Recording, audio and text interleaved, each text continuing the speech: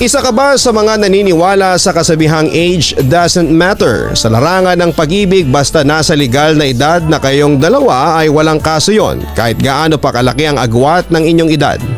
Pero paano kung bukod sa agwat ng edad ay may ibang bagay pa kayong pinoproblema? Paano kung pati ang interes, opinyon at maging enerhiya sa kama ay maging suliranin po ninyo sa inyong relasyon? Ipagpapatuloy mo pa rin ba ang pakikipagrelasyon sa mas bata o hahanap ka na lamang ng kasing edad mo na makakasundo mo sa lahat ng bagay? Dear Papa Dudut, hello po sa inyo Papa Dudut. Sumulat po ako sa inyo para i-share ang aking kwento at humingi na rin po ng advice. Ang totoo niyan ay matagal ko nang gustong mag-send ng sulat sa inyong YouTube channel pero nahihiya po ako. Ngayon lang po ako nagkaroon ng kapal ng mukha na gawin po ito. Ang pangalan ko po ay Rosana. Hindi ko kinakahiya na 63 years old na ako dahil hindi sa pagbubuhat ng sariling bangko ay may asim pa ako. Sunod ako sa latest fashion, nag-i-skincare pa ako at nagpupunta sa aking dermatologist para kahit papaano ay mabawasan ang aking wrinkles, lalo na sa aking face. Maalaga ako sa aking sarili at meron din akong mga social media accounts. Teki kumbaga.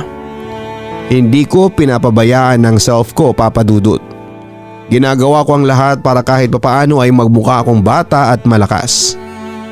Wala na kasi akong iniisip sa life ko kundi ang aking sarili. Yung 4 kong anak ay may kanya-kanya ng buhay at pamilya. Biyuda na ako at namatay ang husband ko 14 years ago. Hindi naman sa pagmamayabang pero hindi ko na pinoproblema ang pera dahil marami akong business na very stable kahit sa panahon ng pandemic. Minsan binibigyan din ako ng pera ng mga anak ko kahit na hindi ako nanghihingi sa kanila. Ini-spoil nila ako kasi dati ay ganun ako sa kanila noong mga bata pa lamang sila. Pero hindi about sa glamorous life ko ang dahilan kung bakit ako nagpadala ng letter, Papa Dudut. Gusto kong ikwento ang tungkol sa aking 28 years old na boyfriend na si Kelvin. Hala, kinikilig ako, Papa Dudut. 1 year and 2 months na ang relasyon namin and going stronger. Nakilala ko si Kelvin sa isang dating app na may swipe left, swipe right. Siyempre nag-match kaming dalawa saka kami nagkaroon ng chance para magka-chat. Hindi naman talaga ako naghahanap ng mas bata sa akin, Papa Dudut. Nagkataon lang na nagwapuhan ako sa kanya at na-shock ako nang mag-match kami. Ibig sabihin ay nauna siyang mag-like sa akin. I was flattered na may young man na nag-like sa akin, Papa Dudut.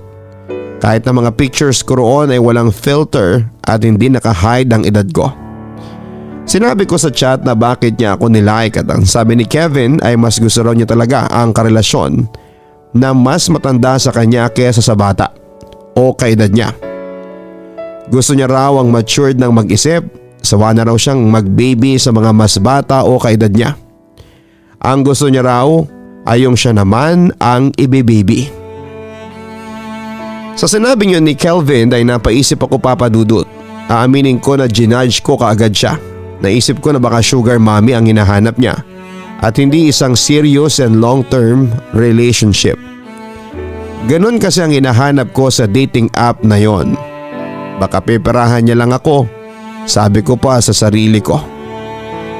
Hindi ko na chinat pa si Kelvin dahil sa naisip kong yon. Siguro ay 1 week din ang nakalipas bago ako nakatanggap ng chat sa kanya. Ang sabi niya ay bakit daw hindi ako nagparamdam. Ang sagot ko naman ay hindi ako multo para magparamdam. Buhay na buhay pa ako. Naging honest na ako sa kanya, Papa Dudut. Sinabi ko sa kanya ang naisip ko na baka sugar mommy ang hinahanap niya. Hindi kasi ako ganon. Hindi ko kailangang gamitin ang pera ko para magkaroon ng jowa. Marami na akong pinagdaanan sa life para magpaloko at magpagamit pa sa mga boys. Sinabi ni Kelvin na na-offend siya sa mga sinabi ko pero hindi niya naman daw ako masisisi. Meron daw siyang maayos na trabaho at maliit na business kaya hindi na kailangang manggamit ng kagaya ko para kumita ng pera. Meron daw siyang condo unit at sasakyan. lahat daw ng meron siya ay nanggaling sa pagod at pagsisipag sa kanyang work. Maayos raw siyang pinalaki ng parents niya kaya hindi niya ugali ang umasa sa ibang tao para makuha ang gusto niya. Papadudot ako ang napagod sa dami ng sinabi at haba ng explanation niya sa kanyang chat. Pero naniwala ako sa sinabi niyang yon. Hindi nga lang 100% kaya hinamon ko siya na patunayan ang mga sinasabi niya sa chat. Doon niya ako in-invite sa condo unit niya, dala daw ako ng foods kasi hindi siya marunong magluto. Naisip ko na magandang chance yon para magpakitang gilas ang lola ninyo. Siyempre grinab ko ng opportunity na yon. Nag-grocery ako para bumili ng ingredients na naisip kong lutuin sa condo ni Kelvin. Ang creamy shrimp pasta with sun-dried tomatoes. O hindi bang sosyal, Papa Dudut? Ganyan talaga ako magpaandar. Hindi ko kinalimutan ng wine.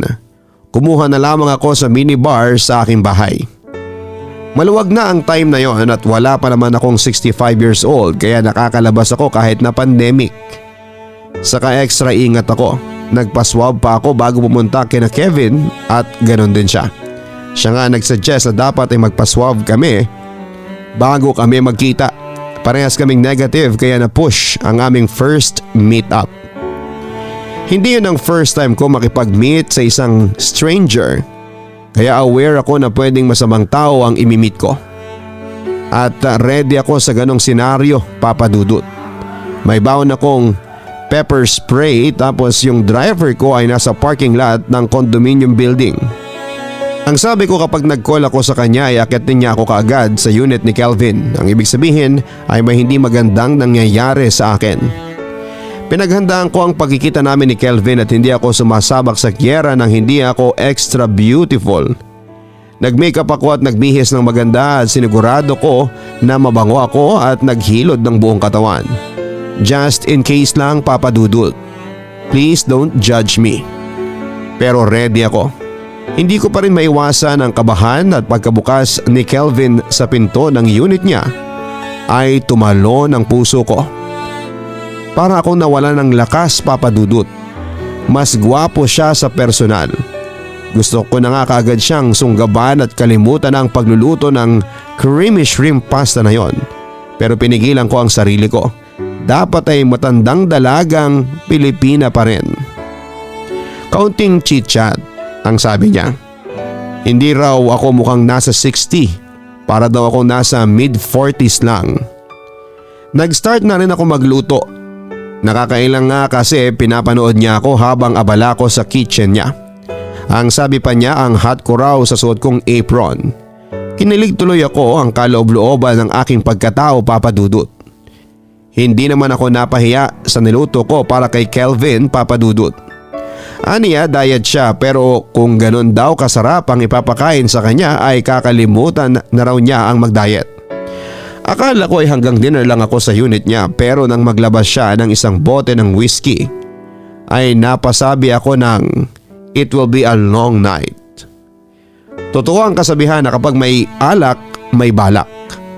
Sa malagkit na tingin ni Kelvin ang gabing yon ay alam ko ang balak niya sa akin, Papa Dudut. Game ako sa ganon. Kaya nang nakalahati na naming dalawa ang bote ng whiskey ay ako na ang sumunggab sa kanya. Naisip ko kasi na baka ang balak ni Kelvin ay ubusin ang isang bote bago siya kumilos. Matanda na ako. Baka matulog na ako kapag ganon, Papa Dudut.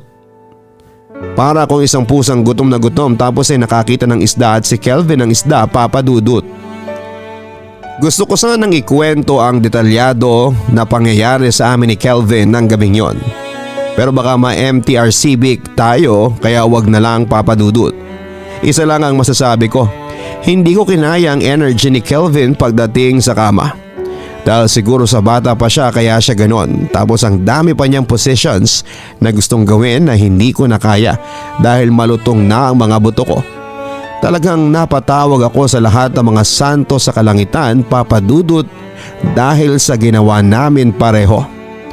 Sa kabila ng mga nakakabaling ng butong positions at nakakapagod na gabi ay nag-enjoy pa rin ako. Kahit masakit ang buong katawan ko, the next day ay kinailangan kong magpa whole body massage ay ayos lang sa akin. At least napatunayan ko na totoo ang lahat ng sinabi ni Kelvin sa chat. Meron siyang sariling condo unit, sasakyan at magandang trabaho kaya hindi niya kailangan ng isang sugar mommy. Ang maganda pa ay nalagpasan niya ng ilang libong milya ang aking expectations. Ang gabing yun ang simula ng lahat sa amin ni Kelvin, Papa Dudut. Palagi na kaming magka-chat at magka-video call. Lahat ng ka-chat ko sa dating app na bala ko sanang i-meet ay hindi ko na pinapansin dahil kay Kelvin napunta ang aking atensyon. I-install ko na yung dating app, ang sabi pa ni Kelvin habang magka-video call kami. Nakababad ako noon sa bathtub habang si Kelvin ay nakahiga na sa kama. Puno na ba ang memory ng phone mo? Bumili ka na ng bagong phone. Yung mas malaki ang memory para maraming application ang ma-install mo. Payo ko pa sa kanya. Natawa siya sa mga sinabi ko. Tinanong ko siya kung ano ang nakakatawa. Ang cute mo kasi eh. Hindi yun ang reason ko. Dinilit ko na kasi alam ko na nakita ko na ang babaeng gusto kong makasama hanggang sa aking pagtanda. Seryoso niyang tugon. Talaga? Congrats na lang sa'yo, malungkot kong sabi. Nasabi mo na ba sa kanya yung feelings mo o kayo na? Tanong ko pa sa kanya. Wala ka talagang ideya, Rosana. Ikaw ang babaeng yun. Natatawa niyang turan. Ako? Ang sabi mo kasi makakasama mo sa pagtanda matanda na ako. Kaya akala ko kaedad mo yung babaeng tinutukoy mo. Pero ako talaga? Seryoso ka ba? Hindi makapaniwalang wika ako kay Kelvin. Papa Dudut, hindi ko ina-expect na liligawan ako ni Kelvin. Ang akala ko kasi ay fun lamang ang hanap niya. Sa edad niya kasi ay nakala ko na naglalaro na at nag-experiment lamang siya. Pero nang iparamdam niya sa akin na para akong 18 years old sa panliligaw niya ay na-realize kong seryoso talaga siya sa akin. Kaya hindi ko na pinatagal at sinagot ko na nga siya. Nakakabagets ang magkaroon ng mas batang boyfriend. Na-experience ko ulit ang mabigyan ng chocolates and flowers. Pati ang mag-celebrate ng monthsary. Ginawa akong reyna ni Kelvin. Kapag nagpupunta kami sa mall ay hindi siya nahihiyang makipag-holding hands sa akin. Hindi rin siya nagpapabili ng kung ano-ano sa akin. Kapag tinatanong ko siya kung ano ang gusto niyang bilhin at ako ang magbabayad ay nagagalit pa nga siya. Aniya, girlfriend niya ako at hindi raw ako bangko.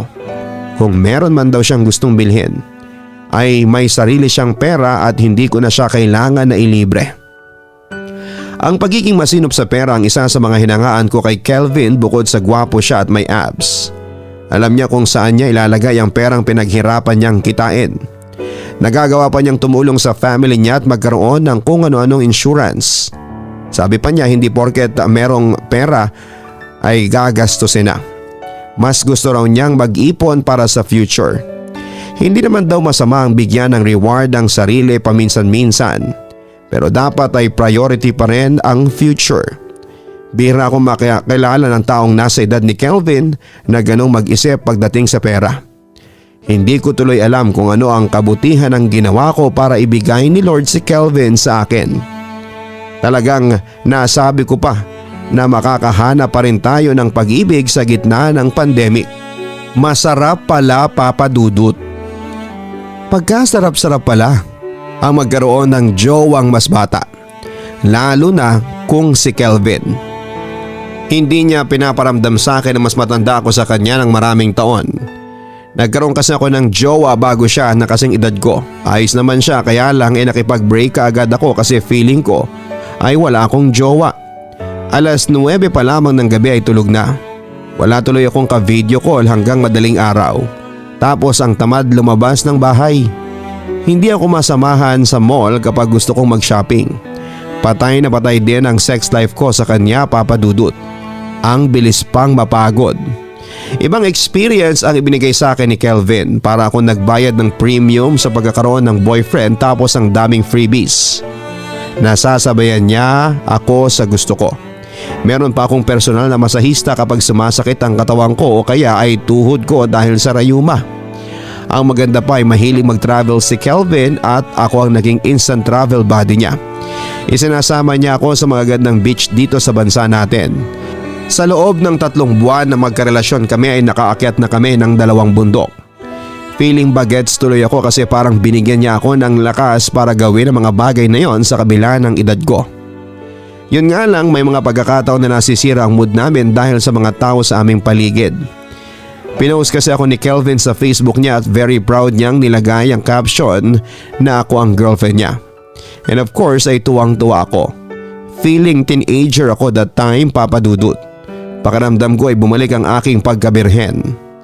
Sobra ako na-offend sa mga comment ng ibang Facebook friends niya. May nagsasabi na kaya raw pala nakakapag-travel si Kelvin ay dahil meron siyang sugar mommy. MMMM daw ako, sabi ng isa. Nang itanong ko kay Kelvin kung ano ang meaning nun ay matandang mayaman na madaling mamatay ang ibig sabihin nun. Baby, i-delete mo na lang yung pictures natin sa Facebook mo, pinagtatawanan nila ako eh. Nahihiya akong sabi kay Kelvin. Dinilit ko na nga, tugon niya. Pero hindi yung pictures natin kundi yung mga judgmental kong friends sa Facebook. Sila ang dinilit ko. Nakangiti niyang dugtong. Ha bakit mo ginawa yun? Baka mamaya ay i-bash ka nila lalo. Sabihin guilty ka. Hindi makapaniwala kung sabi. Hayaan mo sila baby, wala silang ambag sa buhay ko. Hindi ko kailangan ng mga ganong klase ng tao. Saka ayoko nang nakakabasa ako ng mga ganong comments tungkol sa ating dalawa. Turan pa ni Kelvin. Hindi naman ako na-hurt sa ganun kasi alam ko naman ang totoo baby eh. Pero thank you. Hindi ko in-expect na kaya mong mag-delete ng Facebook friends para sa akin. Kinikilig kong sambit. That time ay palagi kong naiisip na kung kukunin ako ni Lord ay okay lang Papa Dudut. Kasi sobrang happy na ako sa feeling ni Kelvin. Respect na rin sa kaluluwa ng yumao kong husband. Naging masaya rin naman ako sa kanya dahil binigyan niya ako ng mga anak at minahal niya ako nang hindi ako binigyan ng sakit ng ulo. Pero ibang kasiyahan ang ibinibigay ni Kelvin sa akin. Ibang level. Best time of my life talaga, Papa Dudut. Isa sa mga hindi ko makakalimutang nangyari sa amin ay nang magpunta kami sa Boracay. Nang tumanggap na ulit ng turista ang napakagandang isla ay isa kami ni Kelvin sa naunang pumunta doon. Naghabulan kami sa white sand, nagtampisaw sa usul na dagat at sinulit ang magandang kwarto ng aming binayaran for 3 days and 2 nights. Sa tanda kong yun ay first time ko na-experience ang Boracay. Yun nga lang ay hindi ako nakasama sa kanya nang lumabas siya ng gabi para maghanap ng pwedeng mainuman. Inatake kasi ako ng rayuma at sumabay pa ang hika. Pinili ko na lamang na magpahinga sa aming room. Sa pagkakatanda ko ay madaling araw nang bumalik si Kelvin. Lasing siya pero ginising niya pa rin ako. Alam niyo na Papa Dudut, ayoko sana kasi hindi ako makakilos ng maayos kasi masakit ang kasukasuan ko. Pero sige pa rin si Kelvin. Then ang umaga na habang nagbe-breakfast ay nag-open ako ng Instagram. Nakita ko sa My Day ang pictures and short video clips. May mga kasama siya na nagiinom, 2 babae at 1 lalaki. Ang saya nilang 4 tapos yung isang girl ay grabing makalapit kay Kelvin. Hindi ko pinapahalata sa kanya ang pagsiselos ko pero nagtanong ako. Sino tong kasama mo last night? Tanong ko sa kanya. Mga new friends ko baby. Nakilala ko sila kagabi. Naghahanap din kasi sila ng bar pero wala nang open kaya kami na lang nga nagparty sa hotel room nila. Mababait sila baby. Kung gusto mo ayayin natin sila sa room natin na magparty. Casual na sagot pa ni Kelvin. Pwede naman pero wag na lang pala. Gusto ko kasi sa last night natin ay tayong 2 lang. Etong girl na kalapit mo sa pictures palagi, close na kayo kaagad. Grabing makadikit sa iyo eh. Nagsiselos kong turan. Bakit nagsiselos ka baby? Ano ka ba, wala kang dapat ipagselos. Ikaw lang ang love ko at wala nang kahit na sinong babae ang mamahalin ko ng kagaya ng pagmamahal ko sa iyo. Saka kontento na ako sa iyo baby. Ang tanga ko kung maghahanap pa ako ng iba.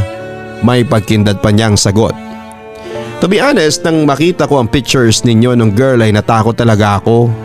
Na-realize ko na mas marami palang babae na kasing edad mo ang pwede mo makilala.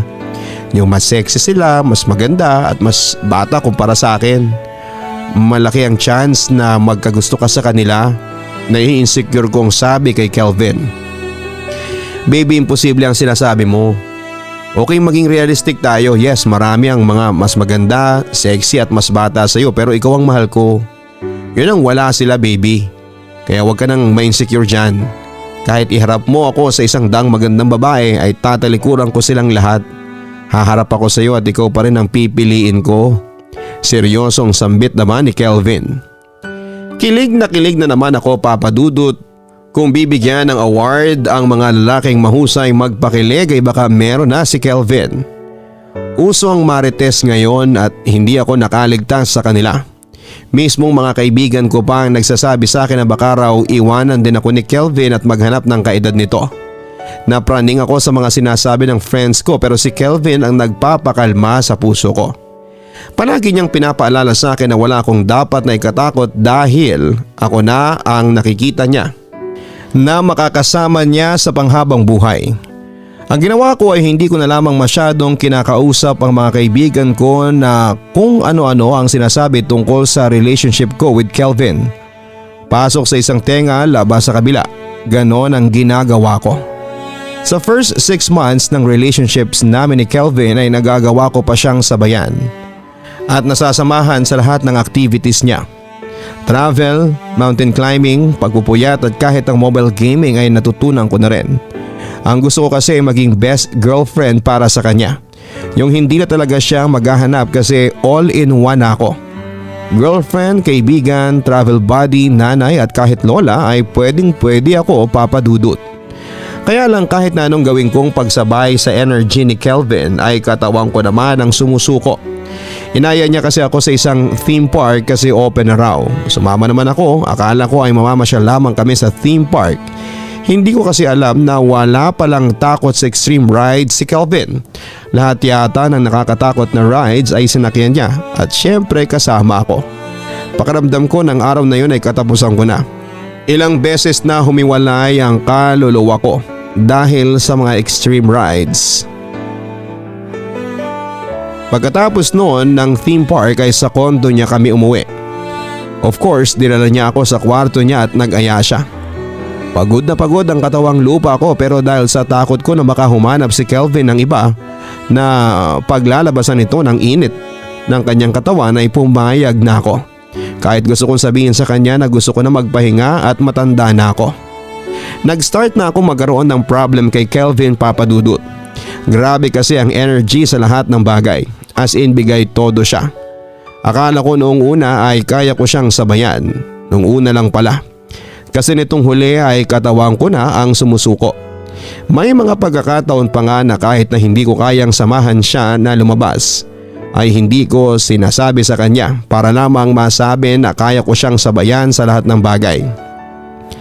Baby, may nirecommend na beach resort ang friend ko sa Batangas. Punta tayo sa weekend. May time pa naman tayo for swab test eh. Requirement kasi yun ng resort. Ang sabi ni Kelvin ang minsan akong nakadapa sa kama at minamasahin niya sa likuran. Napa-thank you ako sa aking sarili, Papa Dudut. Finally, beach resort. Nai-imagine ko na ang kalmadong alon at sunset. Makakapag-relax ako. Sure wala naman akong gagawin. Pagpayag ko. One night lang tayo doon kasi dediretso tayo sa bahay namin. Ipapakilala na kita sa parents ko. Ang turan pa ni Kelvin. Bigla akong kinabahan sa mga sinabi ni Kelvin, Papa Dudut. Ang mami-meet in person ay ang parents ni Kelvin ang isa sa mga pinaka-iniiwasan kong mangyari. Feeling ko kasi hindi boto ang parents niya sa akin dahil sa sobrang tanda ko na para sa anak nila. Baka kung ano-ano ang sabihin nila sa akin. Kaya ko ang masasakit na salita ng ibang tao pero kapag galing siguro sa magulang ng taong mahal ko ay hindi ko kaya. Hindi lingid sa akin na mas matanda pa ako sa magulang ng boyfriend ko kaya talagang nahihiya ako na ipakilala ako ni Kelvin sa kanila. Aayaw sana ako pero wala na ako nagawa. Nakayes na ako sa pagpunta sa beach resort kaya wala na akong takas dahil after namin doon ay meet the parents na ang susunod na event.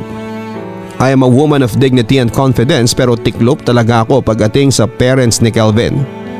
Ang nakakaloka pa ay hindi pala basta beach resort lang ang pinuntahan namin sa Batangas. Beach resort nga pero ang daming activities. Kaya ko ang water activities papadudot pero hindi ang mga wall climbing, zipline na sa sobrang haba ay parang langit na ang dulo at kung ano-ano pang activity na hindi ko na alam ang tawag. Basta lahat sila ay alam kong mahihirapan akong gawin. Mali ako nang akala na makakapag-relax ako ng araw na yon dahil ginawa namin ni Kelvin ang mga activities na inoffer ng beach resort. Halos maihi ako sa zipline sa sobrang takot at haba.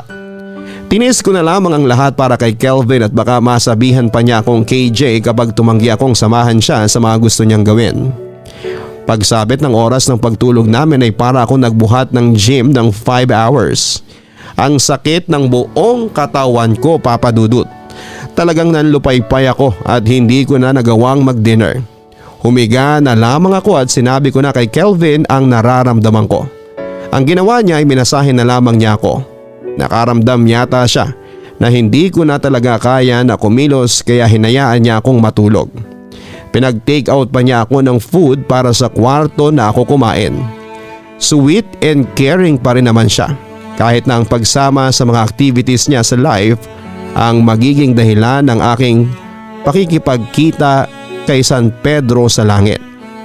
Last day namin sa resort na aksidente pa ako. Kasalanan ko rin naman. Nagpasikat ako kay Kelvin at ang sabi ko ay aakyat ako sa wall kahit na walang harness. Joke ko lang naman yon pero itong si Kelvin masyadong mapagpaniwala. Inudyukan ako na umakyat kahit na 5 feet. And of course masyado akong paandar kaya sinunod ko siya. Nahulog ako kahit na wala pang 5 feet tapos ay naituong ko ang kaliwa kong kamay at nabalian ako ng braso at naisugod pa sa ospital nang wala sa oras. Baby, sorry ha. Kasalanan ko. Imbis na pigilan kitang umakyat ng walang harness ay in-encourage pa kita kahit na delikado. Buong pagsisising sabi ni Kelvin. Huwag mong sisihin ang sarili mo. Ayos lang ako. At saka at least naka-experience ako na mabalian ng buto pagbibiro ko. Itinuring ko na lamang na blessing in disguise ang aksidente na nangyari sa akin papadudot. Hindi na kasi natuloy ang pakikipag-meet ko sa parents ni Kelvin nang dahil doon. Nabalian man ako ng isang braso ay nakaiwas naman ako sa bagay na kinakatakutan kong gawin. Ang naisip kong gawin ay isekreto sa iba ang aksidenteng nangyari sa akin sa Batangas. Kaya lang ay napatunayan kong matanda na talaga ako dahil nakalimutan ko na isekreto ko ang mga yon. Nagpicture ako habang nagdadrive si Kelvin at pinost ko ang mga story ko sa Facebook. Uli na ang lahat nang ma-realize ko ang aking ginawang pagpapost kasi nakita yon ng anak kong nandito sa Pilipinas. Sinabi ng anak kong yon sa iba pa niyang kapatid kaya galit na galit sila sa akin. Kung kailan daw ako tumanda ay sa araw ako na aksidente ng ganon. Pumunta pa sa bahay ang bunso ko na lalaki sa bahay para pagalitan ako. Ganon pala kapag tumatanda na papadudot. Nababaligtad na ang mundo.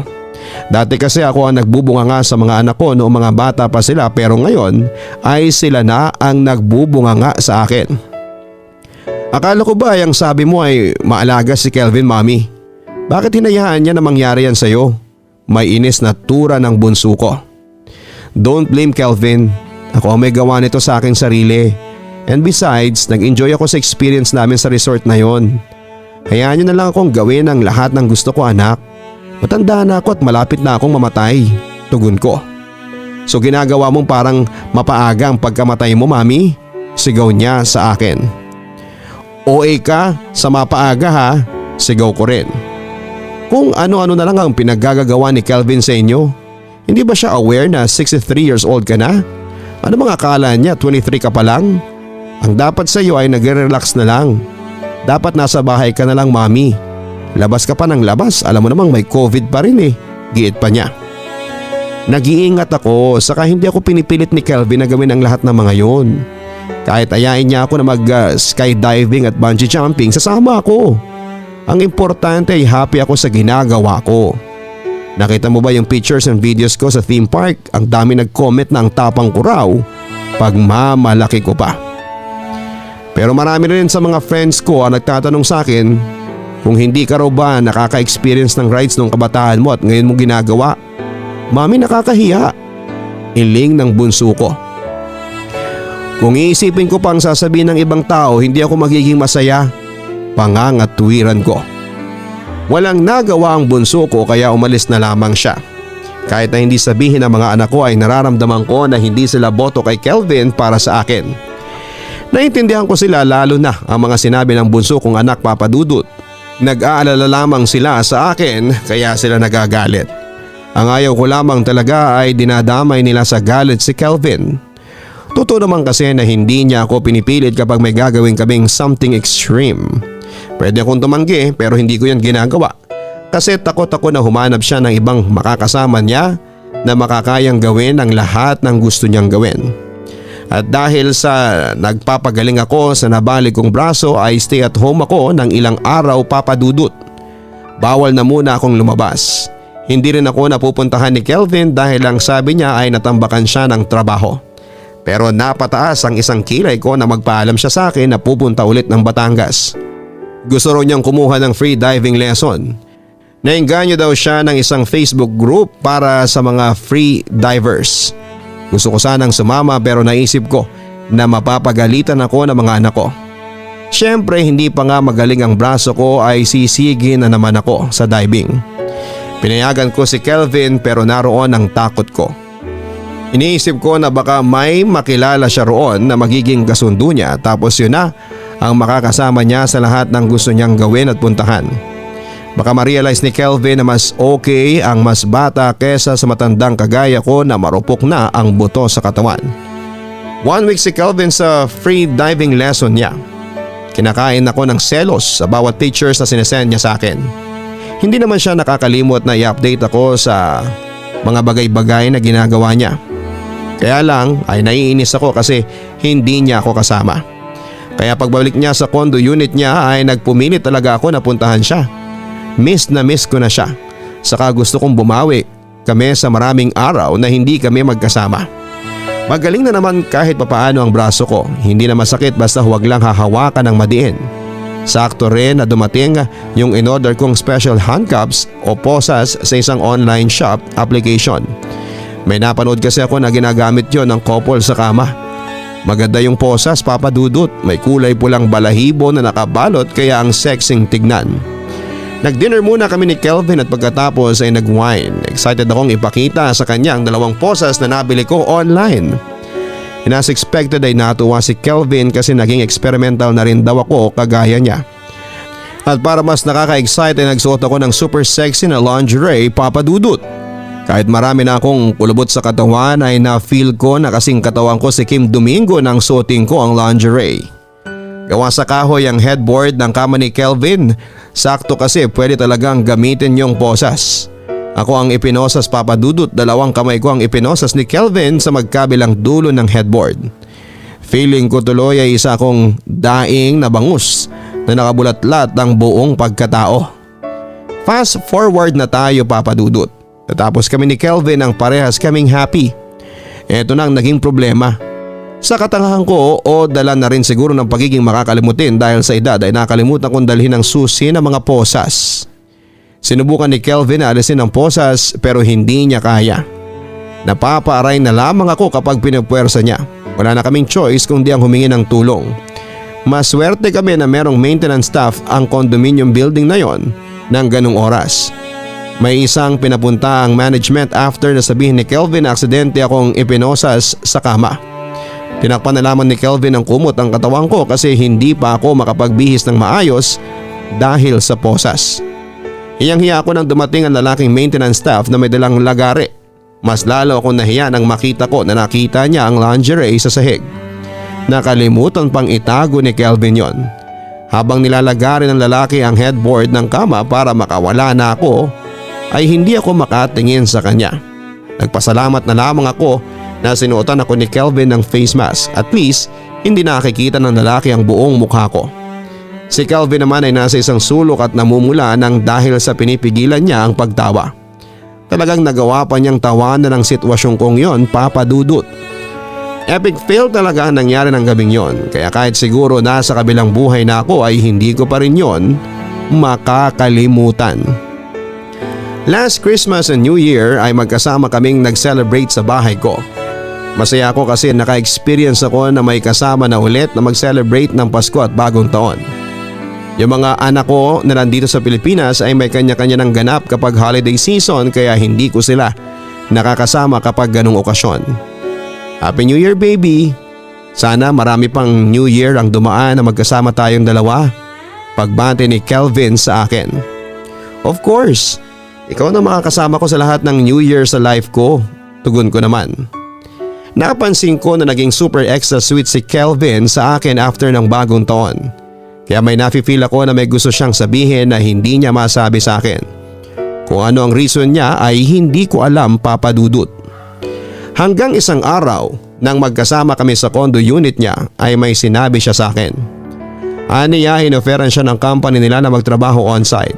Akala ko ay dito sa Pilipinas pero nang sabihin ni Kelvin na sa Singapore ay doon ako ng lumot na lungkot. Mas nalungkot ako nang sinabi niya na tinanggap niya ang trabaho.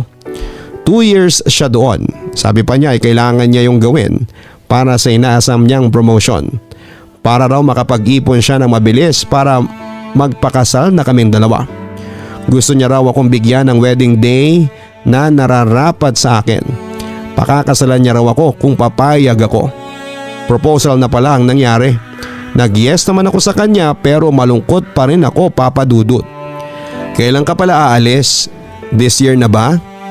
Tanong ko habang pilit na itinatago ang aking lungkot. Ayoko kasi na makita niya na hindi ako masaya para sa kanya. Oo, ngayon taon na rin sa April na, malungkot niyang tugon. Malapit ka na palang umalis. Paano na tayo? Nangangamba kong tanong. Anong paano tayo? Siyempre tayo pa rin. Hindi porket lalayo na ako wala na rin tayo. Yun nga lang, counting tease muna na 2 years. Kaya mo ba na LDR muna tayo, baby? Turan pa ni Kelvin. Kaya ko, ikaw, kaya mo ba? Matagal ang 2 taon na, baka may iba kang makilala sa Singapore, ang sabi ko. Ayan ka na naman hanggang ngayon ba duda ka pa rin na hindi na ako titingin sa ibang babae? Nagtatampo niyang sabi. Upang maalis ang pagtatampo ni Kelvin ay sinabi ko na naglalambing lamang ako, kaya ko yon nasabi sa kanya. Kahit ang totoo ay natatakot talaga ako na baka ipagpalit niya ako sa iba kapag magkalayo kami. Siyempre may mga pangangailangan siya na tanging babae ang makapagbibigay. Baka hanapin niya sa iba ang hindi ko maibibigay dahil sa distansya namin sa isa't isa. Ang sabi pa ni Kelvin ay susulitin namin ang nalalabing araw niya rito sa Pilipinas. Dapat daw ay maging memorable ang bawat araw naming dalawa hanggang sa sumapit na ang araw na aalis na siya. Ganon rin ang gusto kong mangyari kaya inihanda ko ng sarili ko sa mga extreme activities na gagawin namin ni Kelvin. Pero biglang naging strict ang lockdown kaya hindi na kami nakapag-travel at nagkaroon pa ng bagong variant ng virus. Inunahan na ako ng mga anak ko na tigilan ko raw muna ang magpunta sa kung saan-saan at baka tamaan ako ng virus. Balak sana namin na magbagyo ni Kelvin pero hindi na muna kami tumuloy. Nakaligtas man ako sa mga travel and activities na gustong gawin namin ni Kelvin ay hindi ako nakaligtas sa mga gusto niyang gawin sa loob ng kwarto niya. Grabe, Papa Dudut. Literal na ihi na lang ang pahinga ko. Of course, wala nang mga posas-posas at nagkaroon ako ng trauma. Sobrang sakit palagi ng katawan ko kapag natatapos kami ni Kelvin. Ang akala niya yata kasi ay gymnast o contortionist ako kaya feeling niya ay kaya ko ang kahit na anong posisyon na gusto niyang ipagawa. Minsan ay naiisip ko na parang mas okay siguro kung mas batang magiging jowa ni Kelvin at hindi ang matandang kagaya ko para masabayan siya sa lahat ng gusto niya. Nang sabihin ko yung kay Kelvin ay nagalit siya sa akin. Lahat ay nasasabi ko sa kanya maliban sa pag-amin na nahihirapan ako sa mga gusto niyang ginagawa namin ang magkasama. Baka kasi kapag nalaman niya na nahihirapan ako ay maghanap siya ng iba na kaya siyang sabayan. Pasensya na kung ang negative ng thoughts ko, Papa Dudut, sa matandang kagaya ko po ay nakahanap ng bata na kagaya ni Kelvin tapos mahal pa ako at hindi mukhang pera ay bihira na talagang mangyari yon. Ayoko mawala siya sa akin o kaya ay iwanan niya ako dahil sa mga dahilang tumatakbo sa utak ko. Help me, Papa Dudut, at sa mga listeners mo rin. Help ninyo ako, please. Ano ba ang dapat kong gawin? Dapat bang sabihin ko kay Kelvin ang totoo kong saloobin o wag na lamang at baka yun pang maging reason ng breakup namin? Saka natatakot din ako na maging LDR kami. Sana po ay matulungan niyo ako, Papa Dudut. Malaki kasi ang tiwala ko sa mga advice mo. Kaya sa iyo ko talaga unang naisipang ipadala ang aking kwento. Thank you so much and keep safe always. Lovingly yours, Rosana. Talaga nga namang age doesn't matter pagdating sa pag-ibig at naniniwala ako na ang tanging solusyon sa problema mo, Rosana, ay magandang komunikasyon. Makakabuti kung maging open ka sa boyfriend mo tungkol sa bagay na bumabagabag sa iyong puso. Siguro ay hindi siya aware na hindi mo kaya ang mga ginagawa ninyo dahil hindi ka tumatanggi. Kausapin mo siya, sabihin mo sa kanya na may edad ka na at may mga bagay na hindi mo na kayang gawin. Base sa kwento mo sa iyong sulat ay nararamdaman kong mahal ka talaga ni Kelvin. Kaya alam ko na maintindihan ka ni Kelvin sa mga sasabihin mo sa kanya. Maganda rin na mag-introduce ka sa kanya ng activity na ginagawa mo para madagdagan ang bonding moments ninyo bago siya umalis. Huwag kang matakot, maniwala ka sa pagmamahal ni Kelvin sa iyo at palagi mong isipin na mas malakas ang pagmamahalan ninyo ni Kelvin kumpara sa distansya na mamamagitan sa inyo. True love knows no distance. Maraming salamat po sa inyong lahat. Huwag kalimutan na mag-subscribe sa isa ko pang channel, ang Papa Dudut Vlogs. Maraming salamat po.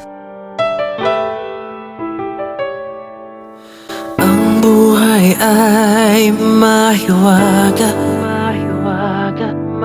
laging may lungkot at saya. Sa Papa Dudut Stories, laging may karamay ka.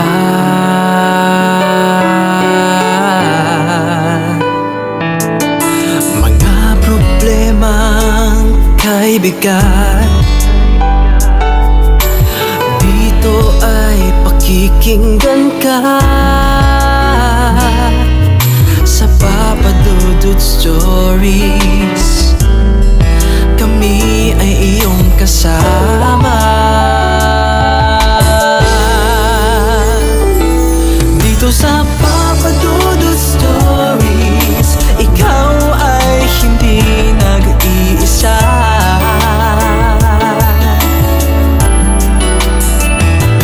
Dito sa Papa Dudut Stories, may nagmamahal sa'yo.